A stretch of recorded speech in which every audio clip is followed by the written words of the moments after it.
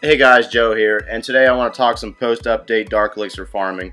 Before I get into that, I want to verbally send out my prayers to Clash with Ash, and I hope that he's doing well in this time of need.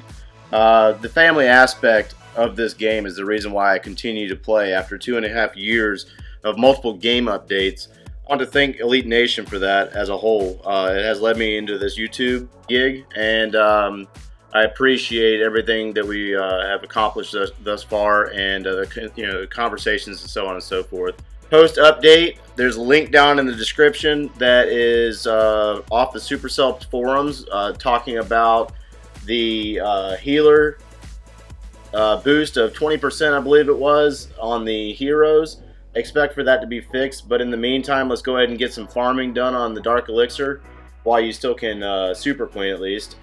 This attack right here was actually me. As soon as the update posted, I started getting into the Queen Walk, or the Super Queen, if you will, in multiplayer, and I wanted to see if she could take on the 20 damage per second increase on level 4 Expos. And I came across this Town Hall 10 base, even though Town Hall 11s is supposed to be unlikely to find them.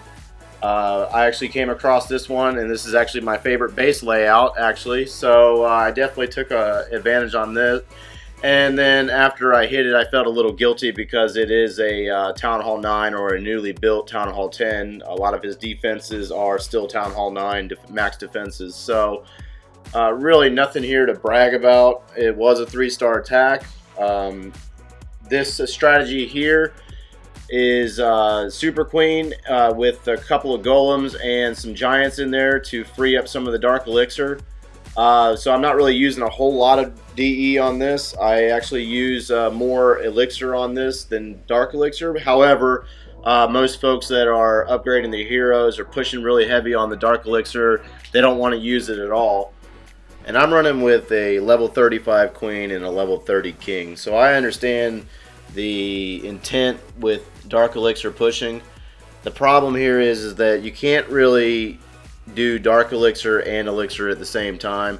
As much as I'd like to, when I first went Town Hall 11, or 10.5 if you will, I went straight for the Warden, and then I was really heavy intent on him at first until I got him to level 11, and then I found myself using the Queen Walk more and more and more, and I really wanted to increase the time that I was putting on the Warden, and I wanted to get focused on the Queen again and try to get her to level 40. So really right now I'm currently focused on Dark Elixir farming, and I also have kind of ceased with the Warden for a little while until I get her max. So it's either one or the other. You have to focus on Dark Elixir or Elixir. It just depends on what you're doing at that time. So as this attack wraps up with a 3-star, we're going to go ahead and move. I also had been jumping back and forth from Town Hall 11 attacks to Town Hall 9 attacks, so this is actually my mini.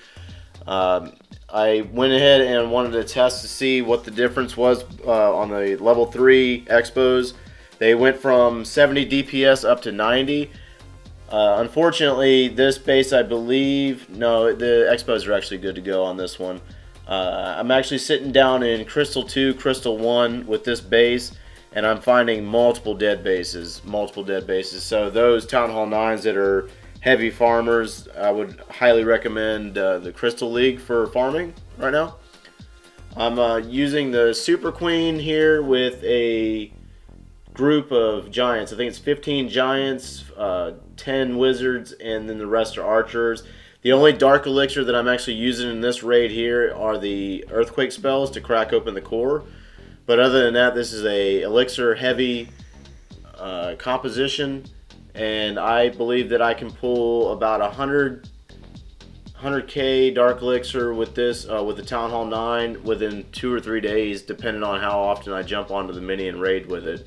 And this is also a level 20 Queen, so you can obviously see the boost of 20% on the healer to hero ratio, considering I only used 4 healers on the Queen, and she's taken on, or she was taking on an Expo briefly for a moment there.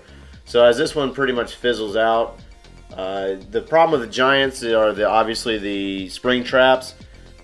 and I normally lose quite a bit of those when I'm doing this, but normally the main focus here is the Super Queen. She tends to go inside the core and clean up. A lot of the bases down in the Town Hall 9s have these 4-corner bases with the storages sitting in each corner. So once the queen gets to the core, normally she'll kind of walk around and pick off a lot of that golden elixir.